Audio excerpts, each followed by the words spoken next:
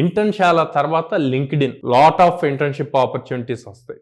Okay, అందులో యాక్టివ్గా ఉండాలి, రెగ్యులర్గా యాక్టివ్గా ఉండాలి. ఓకే, మీ ఊర్లో ఏదో కామన్ ప్రాబ్లం ఉంటుంది, దాన్ని తీసుకొని దాని మీద ఏదైనా బిల్డ్ చేయడానికి చూడండి. చూసి దాన్ని కంపెనీస్కి కవర్ లెటర్స్లో అట్లాగా లైక్ లింక్డ్ఇన్లో కనెక్షన్స్ ఉంటాయి మీకు, హెచ్ఆర్స్ కానీ సిఇఓస్ కానీ లేకపోతే ఒక ఫీల్డ్లో టాప్ పర్సన్స్ కానీ, వాళ్ళకి కోల్డ్ మెయిలింగ్ అంటాము, లేకపోతే పర్సనల్ మెసేజెస్ పంపించండి.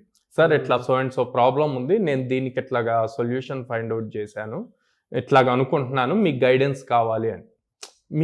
అది వాళ్ళకి ఇంప్రెస్ క్రియేట్ చేసిందంటే ఆటోమేటిక్గా మీకు ఒక ఆఫర్ వస్తుంది, ఇంటర్న్షిప్ ఆఫర్ వస్తుంది.